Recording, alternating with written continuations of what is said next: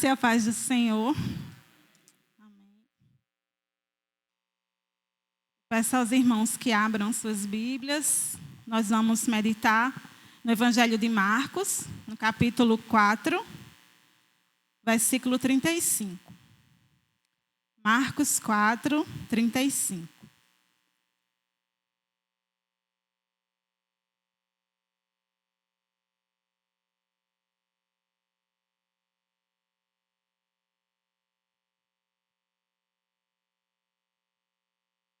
Amém?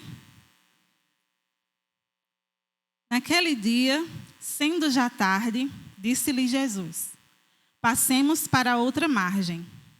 E eles, despedindo a multidão, o levaram assim como estava, no barco, e outros barcos o seguiam.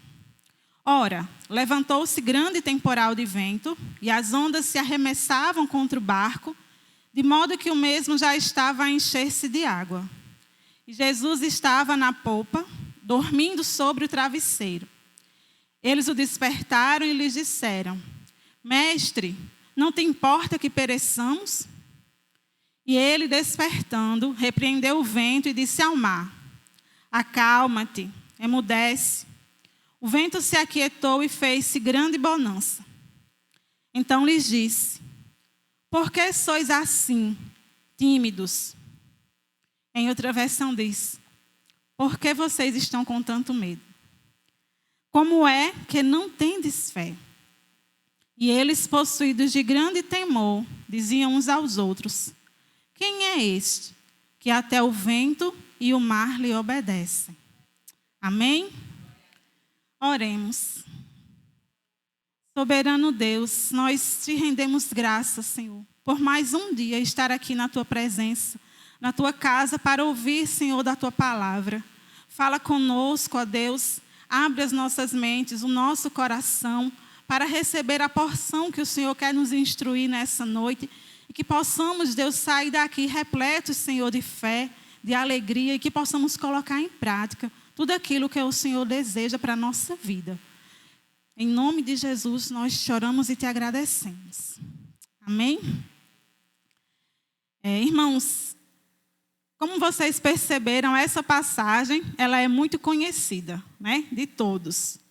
Todos a conhecemos. E ela é um momento onde Jesus ele surpreendeu os seus discípulos, quando ele demonstrou seu poder ao repreender o vento, ao dar ordem à natureza e ela obedecer. E eu imagino a reação deles, né? Eu imagino o espanto, a admiração, quando eles viram aquilo acontecer. Que Jesus tinha poder para parar a natureza.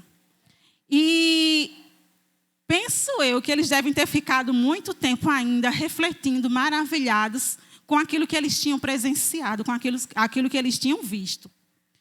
E a gente acabou de ler o relato de Marcos, certo? Mas Mateus e Lucas também falam sobre essa passagem. Então, Jesus aqui ele estava no final de um dia cansativo, né? Como acho que a maioria aqui, né? Jesus estava no final de um dia que foi bastante cheio. Ele havia pregado para as multidões. Diz o texto que era uma numerosa multidão. E as pessoas, elas vinham de vários lugares, de várias cidades diferentes. E elas saíam ao encontro de Jesus, motivadas pela sua fama. Então, Jesus aqui ele já tinha feito alguns milagres, já tinha expulsado demônios, já tinha curado pessoas. E, além disso, a fama de que ele pregava com autoridade, que ele falava de forma diferente com relação à palavra de Deus, também corria pelas cidades e multidões, né, iam até ele. Nesse dia, havia uma multidão ouvindo Jesus pregar. Se você observar aí no versículo 1 do capítulo 4, Marcos começa dizendo que Jesus ele voltou a ensinar à beira-mar e reuniu-se numerosa multidão a ele. De modo que ele entrou num barco, onde se assentou afastando-se da praia. E todo o povo estava à beira-mar para ouvir os seus ensinamentos. E aí, o texto que nós lemos já é no final do dia, diz o texto no versículo 35, que sendo já tarde, Jesus chama os seus discípulos para ir para outra margem. E então os discípulos vão despedir aquela multidão para fazer o que Jesus tinha mandado. E é interessante que já era tarde e as pessoas continuavam lá. Ainda havia uma multidão esperando para ouvir Jesus falar. E eles foram despedidos e os discípulos fizeram o que Jesus falou. Entraram no barco e seguiram com ele para atravessar para o outro lado. Isso tudo aconteceu no Mar da Galileia, que também é chamado de Mar de Tiberíades ou Lago de Genezaré. Esse Mar da Galileia, na verdade, não era um mar, ele era um lago, né? Um lago de águas doces. E ele é o maior lago de água doce de Israel. E ele é cercado por algumas montanhas. E se a gente pensar, é até interessante uma tempestade num lago, né? Então, se a gente for pensar na nossa região, o lago de Campina Grande seria o Açude Velho. Então, você consegue imaginar uma tempestade no Açude Velho? Os ventos criando ondas ali, né? É meio difícil da gente conseguir entender. Mas naquela região, tá? Isso acontecia por causa da geografia daquele local. Havia um monte, que era o Monte Hermon, ele era bastante alto, e descia alguns ventos muito fortes, ventos frios. E esses ventos batiam nas montanhas que ficavam ao redor, né, do lago de Genezaré, ou do Mar da Galileia, e esses ventos desciam nas águas. E quando batiam nas águas, eles formavam ondas. Né, formavam ondas. Às vezes a gente vê essa imagem de Jesus acalmando a tempestade, a gente pensa que ele estava no mar, né, quando a gente vê. Mas era um lago e a tempestade de vento movimentava aquelas águas.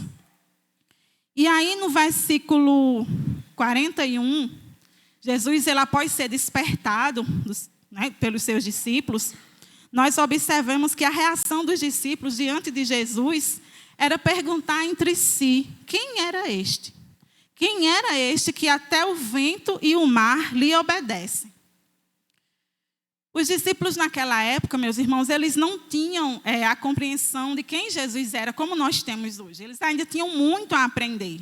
Então, a gente sabe que Jesus ele era 100% homem e 100% Deus. Né? Que ele tinha tanto capacidade para fazer milagres e sinais extraordinários, como também o seu corpo se cansava. Né? E ele estava dormindo justamente por isso, porque ele estava cansado. Provavelmente ele estava muito cansado. E aí aquela reação de desespero, de medo dos discípulos, né, tudo que eles tiveram naquele momento, os levou a questionar a Jesus. E eles perguntaram: mestre, não te importa que pereçamos? Não te importa que pereçamos? E essa pergunta ela nos faz refletir sobre a nossa fé. Se nós realmente podemos medir a nossa fé, qual tem sido o tamanho da nossa fé. Porque definir quem é Jesus é bem mais fácil do que a gente demonstrar fé nessa definição. É fácil definir quem é Jesus, mas é mais difícil a gente demonstrar fé naquilo que a gente conhece sobre ele. E Jesus, ele critica a falta de fé dos seus discípulos. Nessa passagem aqui, eles tiveram a oportunidade de demonstrar a sua fé, mas eles não conseguiram. E algo interessante que a gente pode observar aqui é que, mesmo sem eles terem demonstrado a fé que eles deveriam demonstrar, Jesus agiu. Jesus colocou fim naquela tempestade. E ele revelou ali para os seus discípulos que o seu poder não tinha limites, que o seu poder não tinha fim. Não existem limites para o poder do nosso Deus. Não existe coisa demasiadamente difícil para ele. Algumas pessoas naquela época, elas pensavam que Jesus era limitado, que ele podia curar, mas não poderia ressuscitar. E a gente pode observar isso em algumas situações. Por exemplo, Jairo. Né? Vocês lembram que Jairo foi chamar Jesus por causa da sua filha que estava doente. E no caminho, quando eles estão indo até a casa dele, chega alguém para dizer a Jairo que a menina tinha morrido e que não adiantava mais levar Jesus. E naquele momento, para Jairo, foi o fim. Naquele momento, para ele, acabou. Da mesma forma, Marta e Maria, quando Lázaro morreu, quando Jesus chega lá, as duas falam: Senhor, se estivesses aqui, o meu irmão não teria morrido. E elas mandaram avisar a Jesus isso, que ele estava doente antes, porque elas tinham certeza absoluta que se Jesus chegasse lá, ele curaria Lázaro. Elas não tinham dúvida. mas elas não podiam imaginar que Jesus ressuscitaria Lázaro morto há 4 dias. Muitas vezes as pessoas acreditavam em Jesus, mas delimitavam o seu poder. E nós? Será se na prática nós temos agido da mesma forma, da mesma maneira? Será se a gente já olhou para alguém e falou, essa pessoa é muito ruim, essa daí nem Deus dá jeito? Será que algum pensamento desse tipo já passou pela nossa cabeça? Em determinada situação, a gente acha que Deus não pode agir, Deus não pode intervir. E eu acho maravilhoso que Jesus, ele surpreende todo mundo. A filha de Jairo ressuscitou, Lázaro voltou a viver e Jesus acalmou aquela tempestade. Louvado seja o nome do nosso Deus. E voltando aqui para o texto, nós podemos perceber algumas verdades. A primeira é que, mesmo seguindo a direção de Jesus, as tempestades poderão surgir. Mesmo seguindo as ordens de Deus, mesmo fazendo a vontade de Deus, os problemas podem vir na nossa vida. Nós percebemos isso no versículo 35. Observe aí, diz, naquele dia, ao anoitecer, disse ele aos seus discípulos, vamos atravessar para o outro lado. E eles foram, e o vendaval, a tempestade chegou. Então, foi Jesus quem disse aos seus discípulos, vamos para o outro lado, vamos passar para a outra margem. E nós percebemos aqui que os discípulos estavam seguindo o que Jesus tinha mandado, o que ele tinha ordenado fazer, e mesmo assim, a tempestade chegou. Nós podemos perceber com isso que, mesmo passando por problemas difíceis, não significa que nós cometemos algum erro, ou cometemos algum pecado, ou nos desviamos do caminho. Mesmo fazendo a vontade de Deus, as dificuldades podem vir na nossa vida. Mesmo fazendo a obra de Deus, os problemas podem vir na nossa vida. E os discípulos experimentaram isso. Seguir na direção que Jesus nos manda não nos isenta de passar por situações difíceis, mas nos dá a oportunidade de confiar mais nele. Nos dá a oportunidade de demonstrar a nossa fé. Nós somos testados. A nossa fé é testada. Eu posso dizer que eu confio em Deus, que eu creio no seu poder, que eu acredito no seu cuidado. Mas como que eu vou demonstrar isso? Será que realmente eu creio no que eu estou falando? Então, quando as tempestades vêm, quando as provas vêm, é que nós podemos demonstrar se realmente nós temos crido naquilo que nós temos crido na palavra de Deus. Então, o Senhor testa, o Senhor prova a nossa fé. E nesse texto nós vemos que enquanto Jesus dormia, levantou-se um grande temporal de vento. Não era, meus irmãos, um vento simples. Era algo muito forte que deixou os discípulos realmente achando que eles iam naufragar, achando que o barco ia afundar. E não é porque Jesus estava com eles, que eles não iam passar por dificuldades. Não é porque Jesus está na nossa vida que nós não passaremos por problemas. Mas nós temos a certeza que com Ele nós chegaremos do outro lado. Com Ele, o nosso destino é certo. Amém? Certa vez eu li algo interessante sobre as tempestades. E o autor ele dizia que havia 4 tipos de tempestades. A primeira eram as naturais, que são aquelas tempestades literais. A que nós vimos aqui nesse texto. A tempestade que o apóstolo Paulo enfrentou quando o navio que ele estava naufragou. Então, esse é o primeiro tipo, são as naturais. O segundo são aquelas que nós mesmos provocamos. E aí a gente tem Jonas como um exemplo disso. Quando nós mesmos somos causadores de males, tanto para nós como para outras pessoas. O terceiro tipo são aquelas que procedem do diabo. São as tentações dessa vida. Aquelas que com discernimento nós percebemos que não vêm de Deus. E a última são as que procedem de Deus. Um exemplo que nós podemos citar é o de Abraão, quando ele foi oferecer Isaque em sacrifício. Diz o texto em Gênesis 22:1, que o Senhor pôs Abraão à prova. E na sua carta de Tiago, ele nos ensina que a aprovação procede de Deus e tem como objetivo o nosso crescimento espiritual. Então, a gente observa aí 4 tipos de provações, de tempestades. As naturais, as que nós mesmos provocamos, as que procedem do diabo e as que procedem de Deus. E todas elas têm origens diferentes, mas elas têm algo em comum. Todas são inesperadas. Até aquelas que nós mesmos provocamos. Mesmo provocando, nós não esperamos que elas cheguem. Mesmo contribuindo para a tempestade vir, nós não esperamos que ela venha. No relato de Mateus, sobre essa passagem, no capítulo 8, verso 24, ele fala que, de repente, uma violenta tempestade abateu-se sobre o mar. Então, as tempestades, elas são inesperadas. Os discípulos provaram isso, eles foram surpreendidos. Na nossa vida, aplicando para nós, essas tempestades, elas podem ser um acidente, uma enfermidade, uma crise financeira, uma crise familiar e, por que também não dizer, uma crise espiritual. Para mim, essa última, ela é a mais difícil da gente enfrentar. Porque se nós estamos bem espiritualmente, se nós estamos com a nossa fé firme em Deus, nós teremos condições de enfrentar todas as outras. Não é verdade? Quando nós estamos bem espiritualmente falando, nós somos fortalecidos para suportar todas as adversidades da vida. Por isso que a gente encontra tanto texto na Escritura que nos motivam a perseverar, a permanecer firmes, a sermos pacientes na tribulação. Em Efésios, no capítulo 6, verso 13, Paulo conclui dizendo: portanto, tomai toda a armadura de Deus, para que possais resistir no dia mau, e depois de terdes vencido tudo, permanecer inabaláveis. Amém? As tempestades, elas são inesperadas.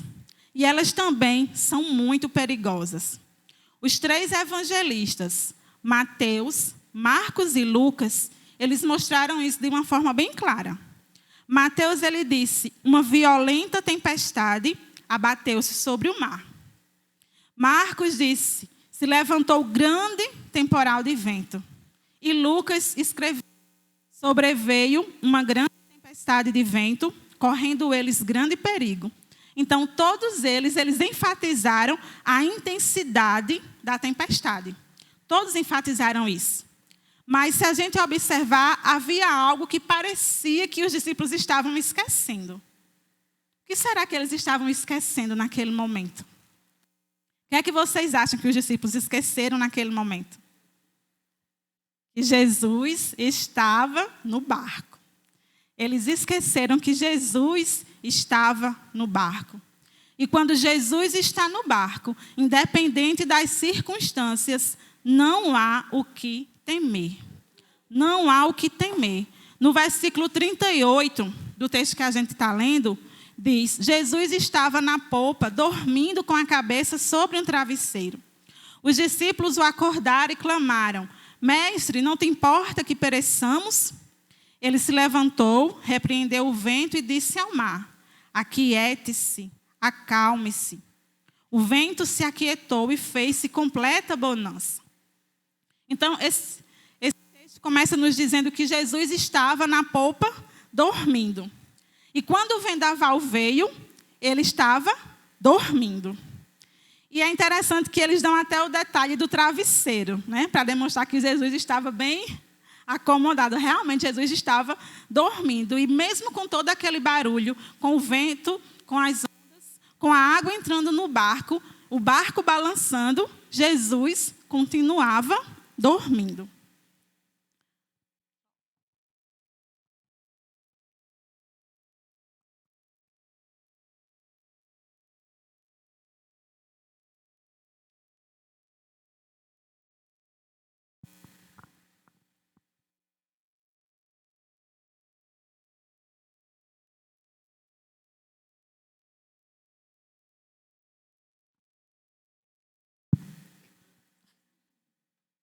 Foi só o pastor chegar perto que ligou. Precisou nem tocar. Então, quando chegou o temporal, Jesus estava dormindo. E lembremos do que a gente falou no começo. Jesus estava cansado, né? Ele era homem, ele estava realmente cansado naquele dia. E os discípulos eles estavam tão desesperados com a tempestade que a impressão que a gente tem é que naquele momento eles tinham esquecido de Jesus. E quando eles observam, que eles veem que Jesus estava dormindo, eles resolvem chamá-lo. Mas certamente eles não chamaram Jesus para que Jesus aquietasse o mar, para que Jesus mandasse o vento parar. Certamente não foi para isso, né? Nós percebemos no final, pela reação deles, que não foi para isso. Eles devem ter chamado Jesus para Jesus ajudar, né? A água estava entrando no barco. O barco estava quase afundando. Todo mundo tentando resolver e Jesus dormindo, né? Então eles acordaram Jesus, Senhor, né? Eles queriam que Jesus ajudasse.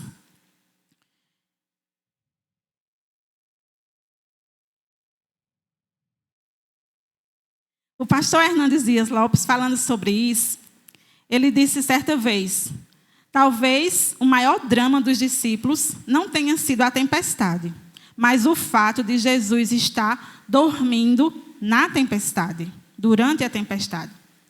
E muitas vezes essa também é a nossa crise, é o nosso problema, né? Quantas pessoas às vezes não dizem assim: onde Deus está, que não está vendo a minha situação? Né? Onde estava Deus quando aconteceu tal coisa, tal situação? Né? Onde Jesus está que não olha para o meu sofrimento, que não intervém na minha situação? A pergunta dos discípulos foi: Mestre, não te importa que pereçamos? Naquele momento de aflição, de desespero, eles julgaram que Jesus talvez não estivesse se importando com eles, porque Jesus estava dormindo. Isso nos mostra que eles não conheciam Jesus verdadeiramente.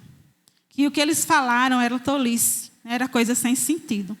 Porque se o próprio Deus estava ali entre eles, né, encarnado, para cumprir a sua missão, justamente por amor, justamente por se importar.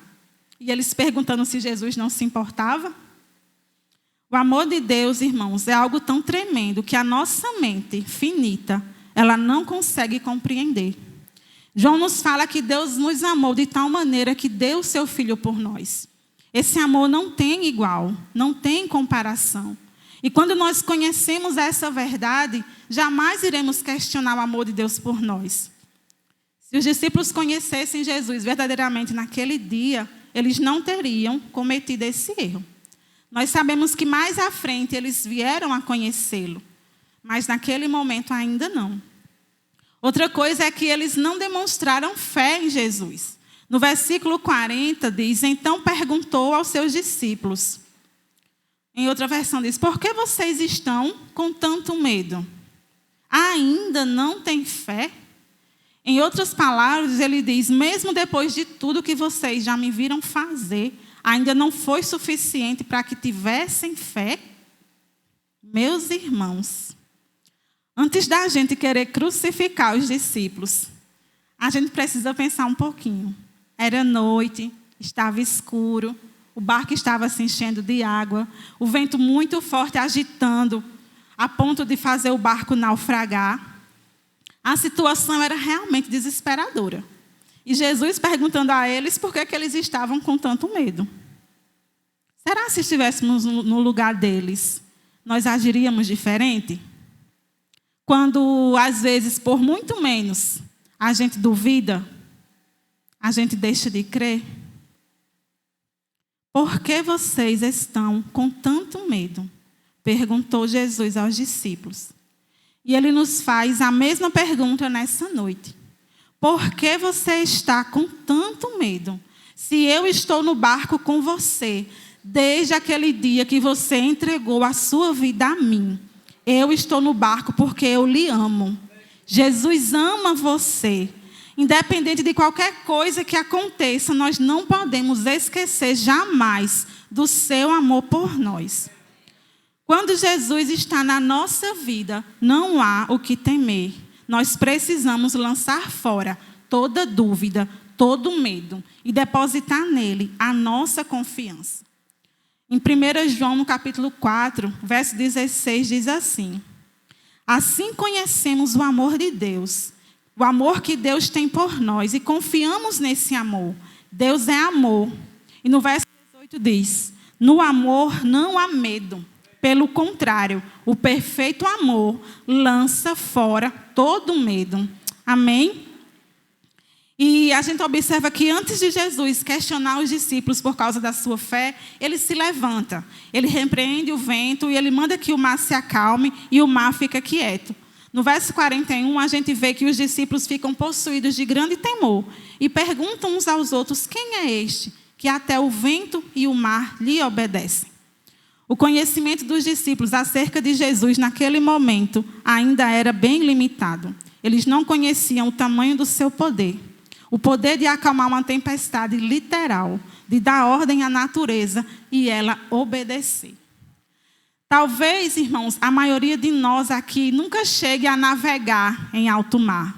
Não sei se alguém já teve essa experiência, mas talvez a gente não venha a ter. Mas se formos pensar, a nossa vida é uma viagem. A nossa vida é uma viagem. E como toda viagem, ela está sujeita a imprevistos. Há problemas inesperados que nós precisamos estar preparados para enfrentar. Nos últimos anos, nós presenciamos tantas situações inusitadas, coisas que jamais imaginaríamos que poderia acontecer. Uma crise sanitária mundial, muitas pessoas morrendo. E toda tempestade, quando ela passa, ela deixa consequências, ela deixa marcas. Em poucos dias, lá no hospital, Luciane se admirou porque viu 2 pessoas dando entrada por tentativa de suicídio. E eu imagino quantas pessoas não são hospitalizadas por causa disso. E nós vivemos hoje o reflexo da pandemia. Isso em várias áreas. Na saúde, tanto física como emocional, na economia, na educação. Conversando com um professor, ele me disse que a evasão escolar entre os jovens na escola pública depois da pandemia foi altíssima. Muitos, depois daquelas aulas online que não eram aulas, não quiseram voltar. Não quiseram mais continuar estudando. Mas nós, como igreja do Senhor, nós precisamos reagir. Nós precisamos crer no Senhor e na força do seu poder. Sabendo que em tudo, Deus tem um propósito. E Ele jamais é pego de surpresa em nada. Jesus, ele estava atravessando o mar da Galileia, porque ele tinha um propósito. Ele queria chegar no outro lado. E se a gente continuar lendo, nós vamos observar que depois que ele concluiu a viagem, ele chegou na terra dos Gadarenos, ou Gerazenos. E ali ele liberta um endemoniado que vivia aprisionado nos sepulcros há bastante tempo. E o texto diz que esse homem, ele andava dia e noite, clamando entre os sepulcros pelos montes, ferindo-se com pedras. E não havia ninguém que pudesse ajudá-lo. Ele era acorrentado e quebrava as correntes. Não havia quem pudesse ajudar aquele homem. E Jesus atravessou aquele lago para libertar esse homem. E esse homem acabou se transformando num missionário. E mesmo que Jesus não tenha pregado naquele lugar, porque se você conhece a história, você vai ver que muitas pessoas mandaram que Jesus fosse embora, né? Que Jesus saísse dali, por causa do prejuízo financeiro que elas tiveram. Mas as 10 cidades que faziam parte daquela região, elas ouviram falar de Jesus. Porque a Bíblia diz que aquele homem saiu pregando sobre Jesus. E ele era um testemunho vivo do poder de Deus. Jesus tinha um propósito. Jesus tinha um propósito. Os discípulos perguntaram a Jesus: Senhor, não te importa que pereçamos? Em outras palavras, o Senhor não se importa conosco? E nós? Será se nós nos importamos com Ele? Será se nós nos importamos de verdade com a sua vontade? Ou será se tudo só está bom quando a nossa vontade é satisfeita? As tempestades da vida, elas podem ser fortes, elas podem ser difíceis. Muitas vezes elas podem abalar a nossa estrutura e até a nossa fé. Se você tem sentido a sua fé pequena, fraca, peça a Deus que aumente. Os discípulos fizeram isso. Em Lucas 17, 5, Eles disseram: Senhor, aumenta a nossa fé. Deseja em seu coração ser uma pessoa mais firme na fé, mais confiante no poder de Deus. E que todas as tempestades pelas quais você já passou, elas tenham servido para te ensinar a depender ainda mais de Deus, a crer ainda mais no seu poder, a crer ainda mais no seu amor. Amém? Certa vez eu estava vendo um trecho de um filme. O filme era Jesus de Nazaré. Faz um tempinho, irmãos. Um tempão. E algumas cenas, elas me chamaram a atenção, elas ficaram gravadas na minha mente, porque elas me marcaram. Jesus, ele estava no mar da Galileia, e Pedro e os outros pescadores estavam limpando as suas redes. E eles haviam passado a noite pescando, eles não tinham pegado nada. E Jesus manda que Pedro volte ao mar, né, para pescar novamente, para jogar as suas redes. E Pedro obedece por causa da palavra de Jesus. E eles pegam tanto peixe, que precisam fazer sinal para que as outras pessoas dos outros barcos fossem ajudar. E todos voltam maravilhados com aquela pesca. Todos retornam assim, maravilhados. E nesse momento, no filme, Pedro para e ele deixa de olhar para os peixes e ele olha para Jesus. E naquele momento, para Pedro, todo aquele peixe não tinha mais valor nenhum diante de quem estava ali, na frente dele naquele momento, que era Jesus. E Pedro olhou para ele de uma forma diferente, de uma forma de alguém que é transformado, de alguém que é tocado. E mais à frente, mostra outra cena, que é Jesus numa casa. E nessa casa tem uma multidão, Jesus estava pregando e chega um paralítico. E no filme, Mateus, que ainda não havia sido chamado para seguir Jesus, Mateus também estava.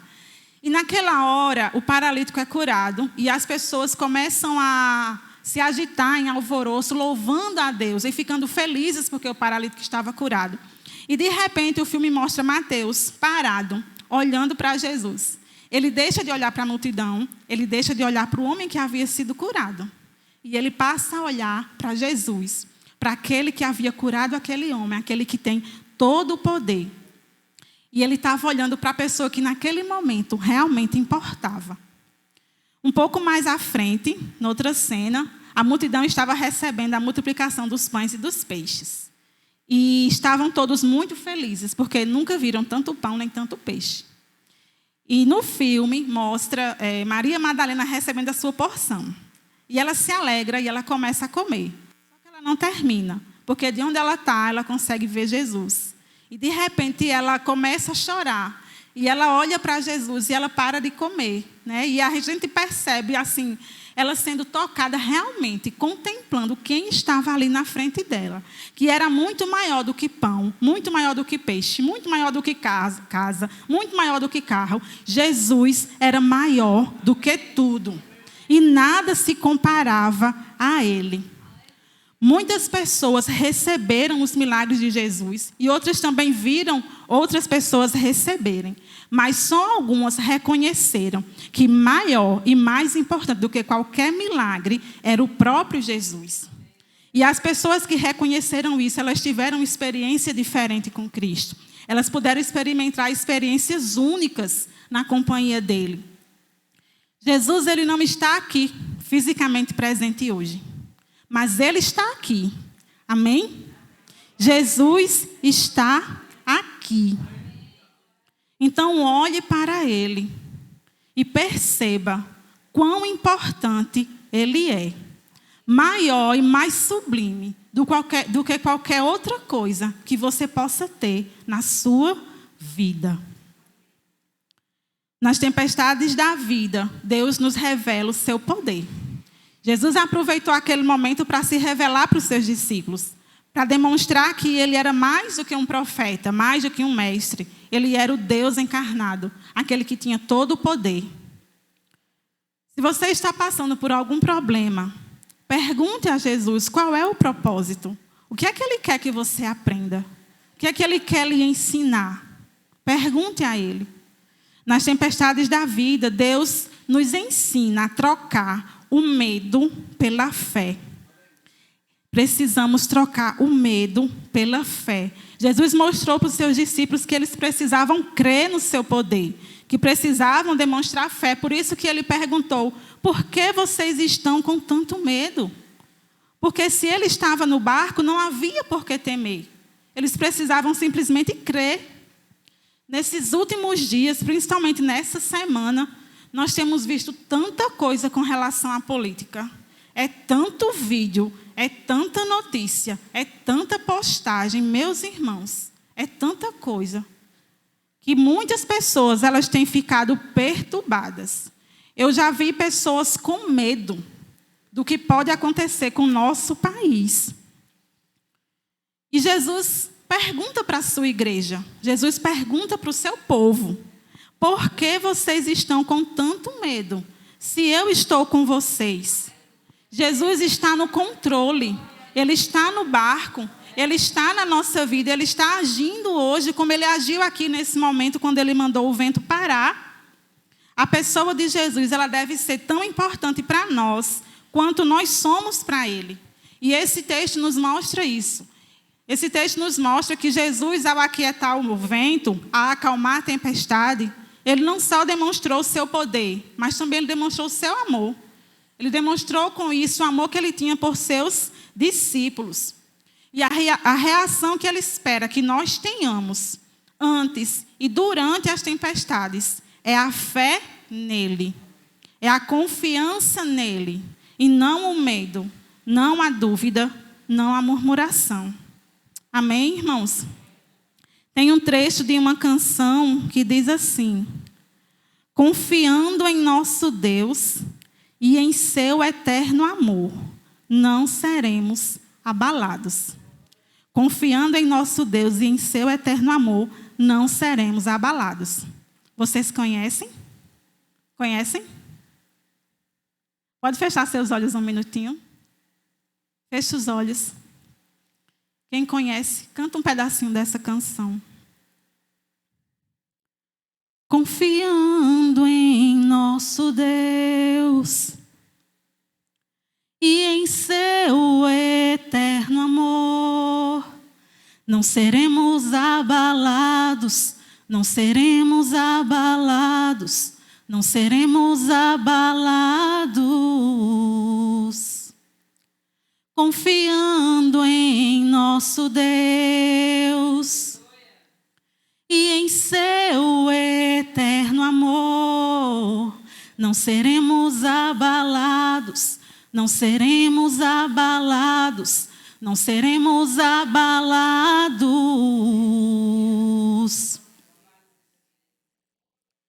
Seus inimigos cairão, nosso Deus é mais forte, tudo Ele pode. Mais alto nome não há, Jesus é grandioso, tudo Ele pode. Diga isso. Teus inimigos cairão, nosso Deus é mais forte, tudo Ele pode. Mais alto nome não há, Jesus é grandioso, tudo Ele pode. Confiando em nosso Deus e em seu eterno amor, não seremos abalados, não seremos abalados, não seremos abalados. Obrigada, Senhor, pelo teu amor. Obrigada, Senhor, pelo teu poder. Obrigada, Deus, porque o Senhor está conosco todos os dias, Senhor. Na nossa vida, o Senhor não nos deixa de lado, o Senhor não se esquece de nós, o Senhor nos sustenta, o Senhor nos guarda, o Senhor acalma a tempestade, Senhor, e traz bonança. O Senhor cura, o Senhor liberta, o Senhor transforma, o Senhor renova aquele que está caído. Louvado seja o teu nome, Senhor. Nós bendizemos a ti e te agradecemos por tudo, em nome de Jesus. Amém.